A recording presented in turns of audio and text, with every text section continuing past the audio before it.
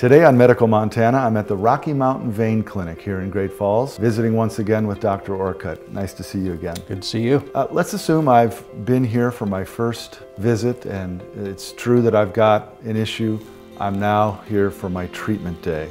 Describe that for me a little bit. Well, when a patient comes in for treatment, I always visit with them for a few minutes before their procedure. Usually they're a little bit anxious, Sure. And I like to make sure that they're well informed and have had plenty of chance to ask me questions, because the more the patient knows, the more comfortable they are with the treatment. Sure. I would assume that people are going to presume that there's going to be pain involved in this operation. And I'd be less than honest if I didn't say there was some pain. But the pain is minimal, and I think the most telling point is that when we finish a procedure on a patient, almost every single patient says, "Oh, that wasn't bad at all." But there are a few injections that are required for local anesthesia depending on what we do, but the vast majority of patients are surprised at how little discomfort there is during the procedure and after the procedure for that matter. Has the procedure actually changed over time?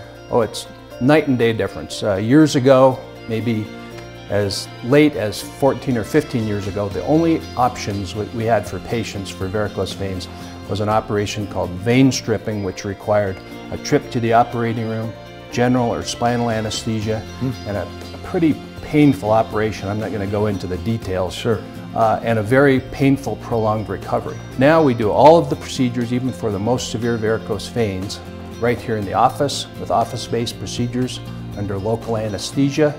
Immediately following the procedures, we have patients walk and almost immediately resume their normal activities with very few restrictions. Yeah, I think you were mentioning that many times in an hour, people are walking out of the office. Oh, always, always. Patients are ready to go right after the procedures with very, very few restrictions.